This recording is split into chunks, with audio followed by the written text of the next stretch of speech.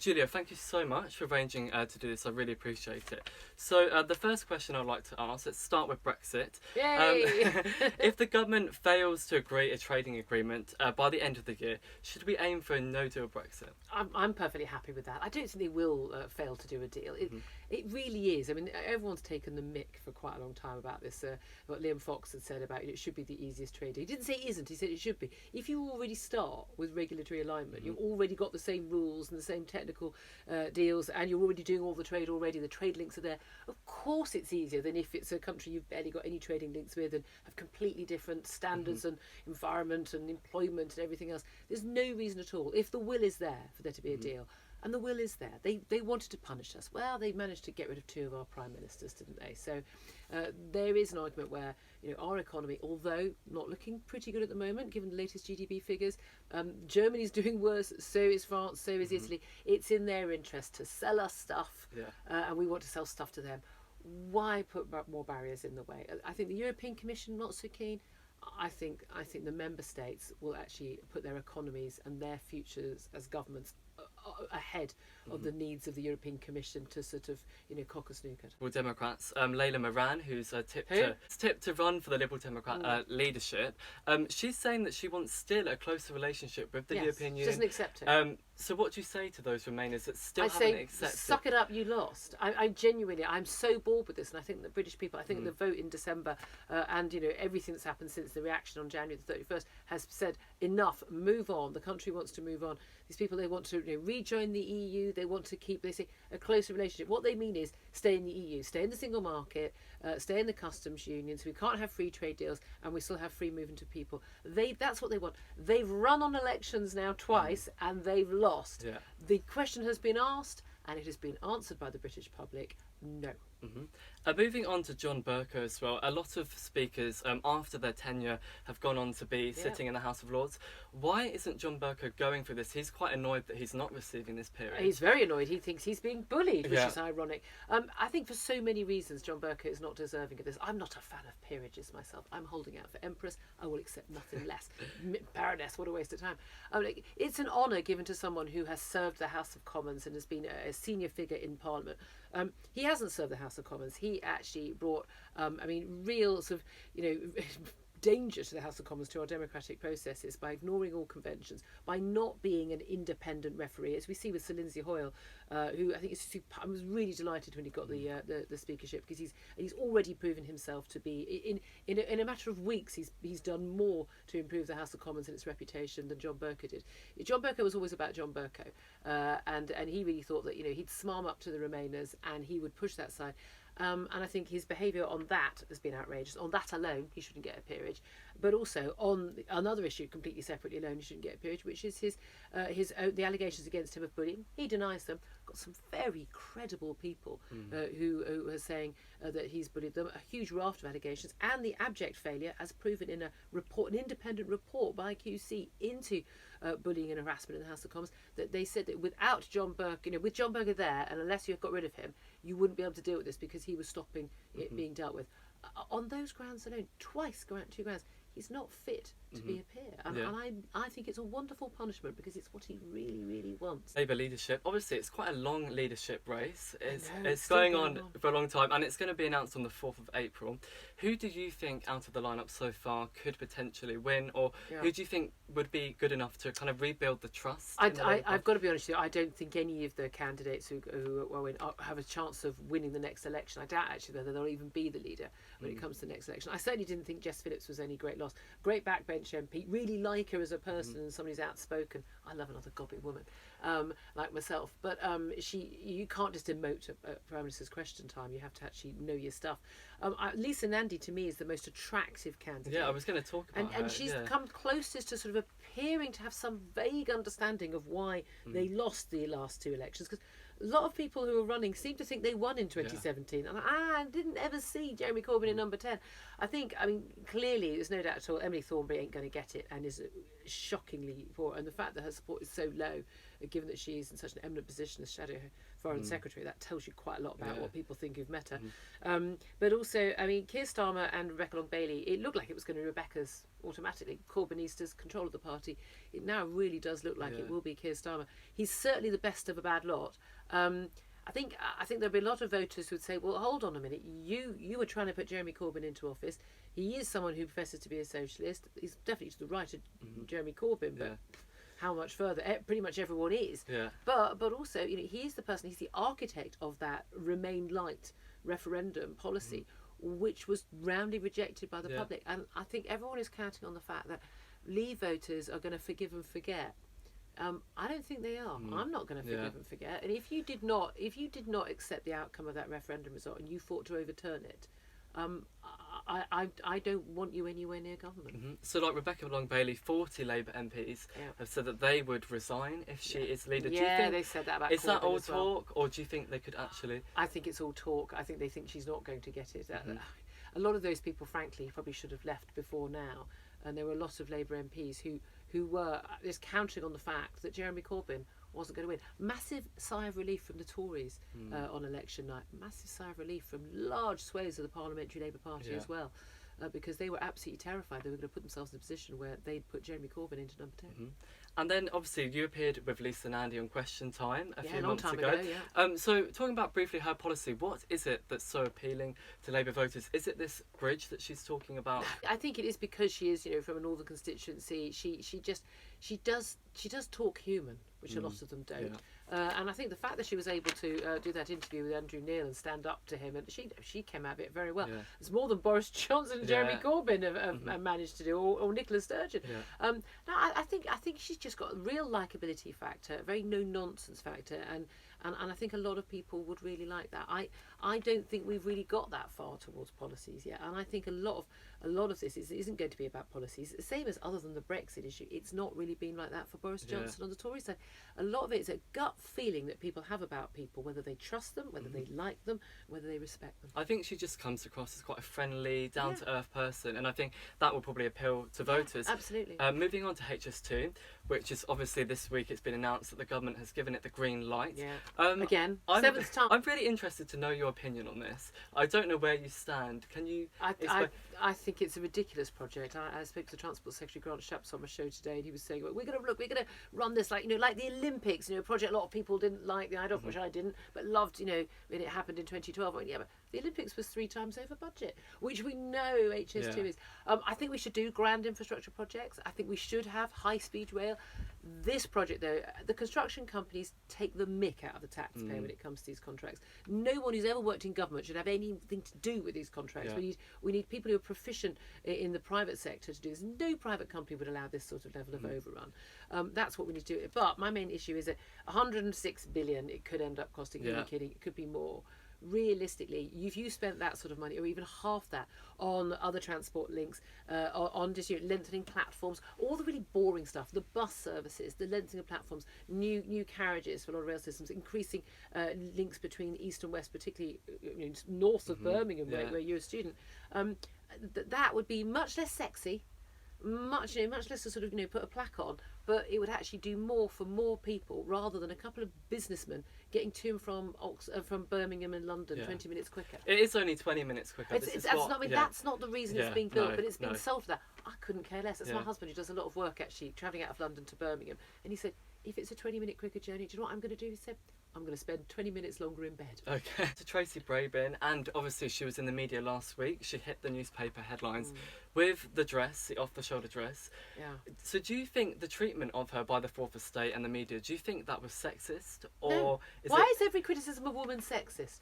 People have been very critical of Jeremy Corbyn and what he wears, very critical of Boris Johnson looking a mess, or Dominic Cummings, his advisor.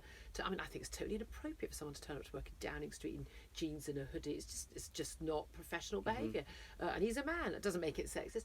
No, she wore a totally inappropriate dress. It's the middle of winter, off-the-shoulder dress. If you're in a bar on a Saturday night and you're a divorcee, by all means, I'm sorry. It looked a bit desperate. The idea that she didn't have it, she said she'd come from another event. what? None of your mates have got a jacket. The amount of times that I've yeah. gone off to do television and it's been last minute booking, and I've just grabbed someone's jacket, so can I just borrow this for the 10 minutes I'm on air? It's just about looking appropriate, and I do find it annoying whenever there's criticism of women and what they wear. It's really easy for no one to comment on what you wear. Just wear normal professional clothes like every other woman does in the workplace, and men do. In the House of Commons chamber, men are still required to wear a jacket and a tie, and a woman can turn up with an off-the-shoulder number. I would say the policy and the rules are sexist against men. Well, I think it's interesting. I don't know if the tie, whether that's been taken off. I don't know. I have to check on that. You always see but ties. I think what's good with Tracy in the end, the dress got sold for charity for £13,000. So, like, at least... Oh, no, but I hate this whole, as long as it's for charity, everything's okay. No, it's unprofessional. If you want people to listen to what you've got to say, you've got to not have any other distractions. So you don't have the dangling earrings or mad crazy makeup or tattoos. I mean, I'm sorry, but people can't complain when people notice something that is there to be noticed. And she was talking about something quite important about the journalists that the Prime Minister was stopping from going to the civil service breach. But is it possible for the government to meet this target by 2035? No. Well, this is it. I mean, this was brought forward from 2040 was the target after 2050 net zero emissions on carbon plan, which I thought was insane anyway. Better than Extinction Rebellion's 2025, which would have us all in horse and cart. Okay. No, but the 2035. So it's not just diesel cars, it's not just petrol cars, it's hybrid cars. Yeah. So not only is this going to stop people from buying hybrid cars because they're going to have zero value as well very soon, it's going to be incredibly expensive. I was talking to Michael Gove, the former Environment Secretary, and he's leading this on COP26. And I asked him, well, so who's going to pay for all the street furniture for the charging points? How are we going to charge this? It takes me a couple of minutes at a petrol station. You can do a quick charge, a very small quick charge in 10, 20 minutes, but you can't do a full charge. I live in a flat. Where am I going to be charging my car? Quite apart from the cost of buying a new car, I've got a second-hand diesel car, very cheap, and very cheap to run. Also, quite apart from the fact that if they no longer have diesel and petrol cars, £38 billion of money goes into the coffers of the Treasury every single year. Fourth biggest income stream. Well, for the Treasury. If they don't have that anymore because we're no longer driving those cars, I mean, they'll be phased out over the years. Where are they going to get that tax from? They're going to be taxing electric cars, which is going to make them even more expensive. I think this is just genuinely green catastrophizing lunacy. And the thing is, it's going to hit poor households the most.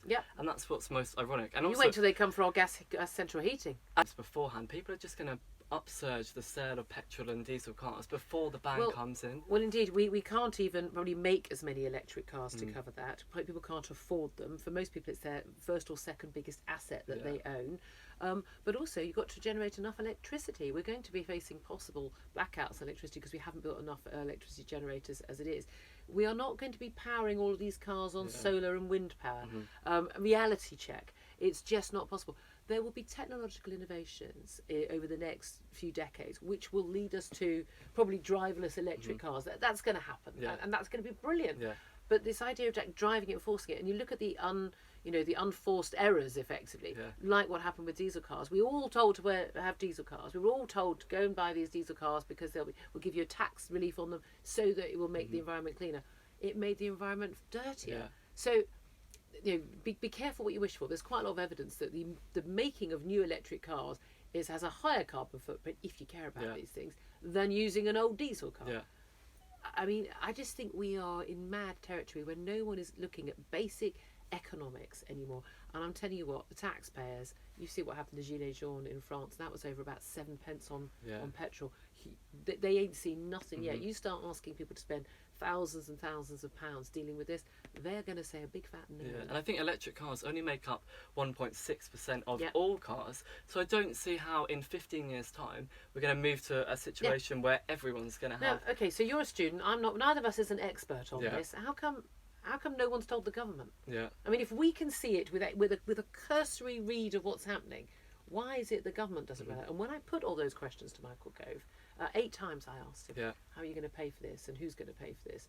Answer came there, none. So the next question I'd like to ask you, Julia, is Darren Grimes, political commentator. He appeared on Politics Live this week, and he was talking about the wealth tax. this, is it misleading for voters that voted for this policy? Well, yeah, people didn't vote for the taxes to go up. Yeah. They did vote for more public services. People seem to be very confused that if you want public services, you tend to have to pay more. This is that idea of a mansion tax. Yeah. I am, again, something that Ed Miliband had mooted Yeah. way back when, and was poo-pooed massively by the Labour Tory party. I think there's a very strong argument that people should face an extra higher council tax ban for homes that are worth millions, because people pay pretty much the same. Let's face it, whether you live in a one-bedroom flat and a 20-bedroom mansion, which does, I think, to most people seem a bit silly.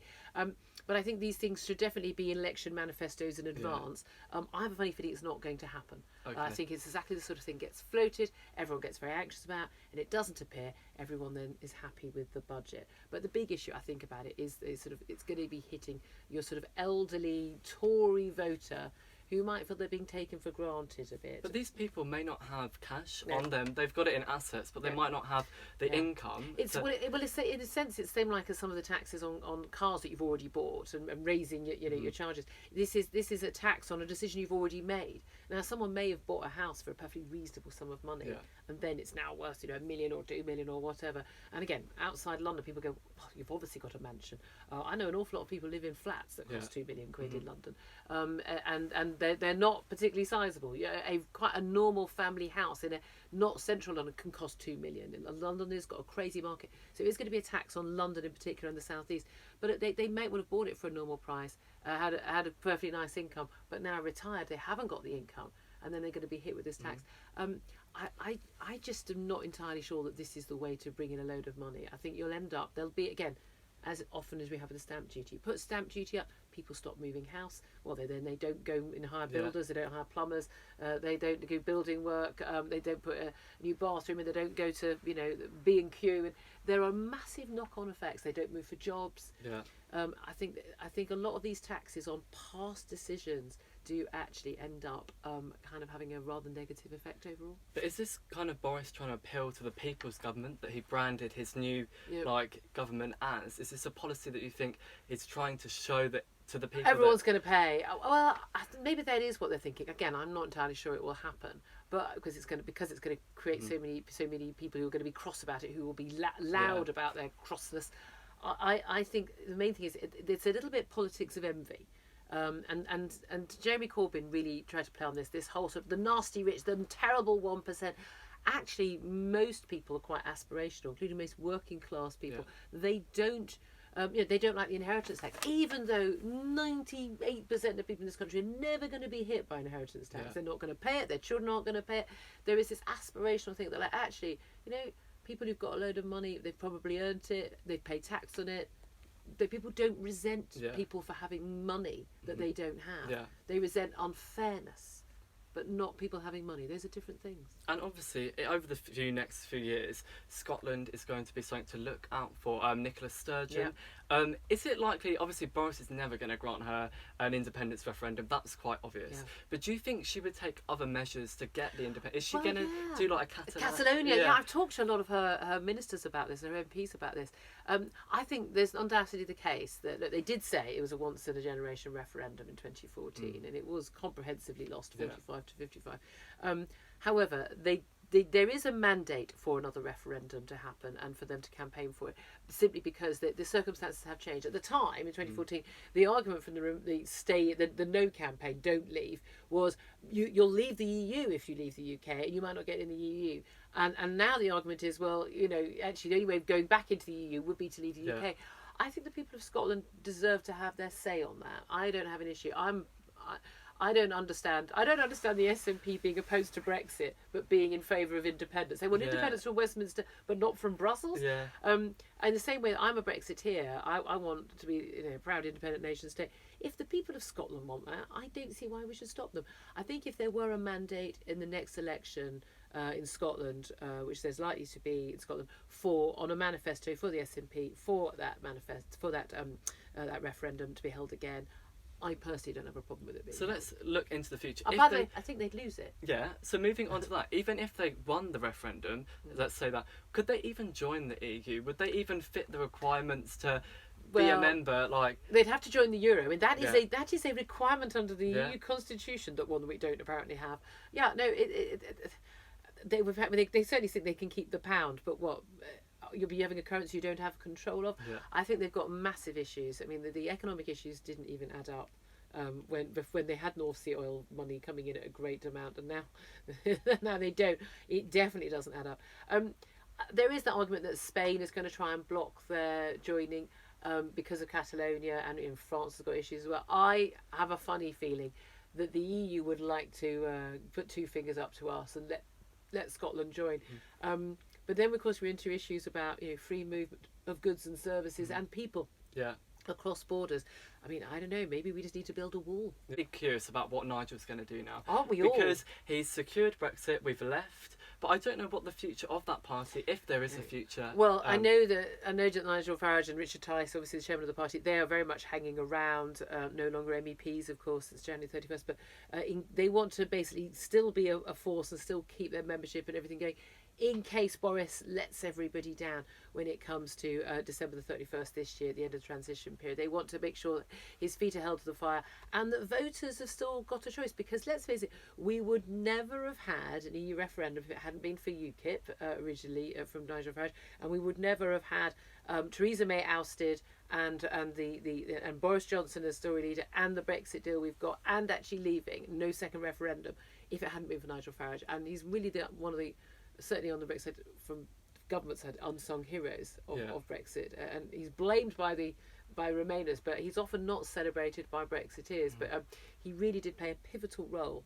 So I'm very glad he's hanging around, because I do want this government to know that voters have got alternatives. I have a funny feeling, though, the issues of things like free speech and issues like green stuff, I think that is going to be the next big battleground, and it's going to be a battleground between sort of left and right, and between, I think, Remainers and Brexiteers. There's a lot of parallels there, and the liberal left blob telling everybody how to live their lives and saying we know better than you when the facts don't really stack up behind them. I think that may be the next big battle, and I would be quite intrigued to see if Nigel Farage does take that mantle up.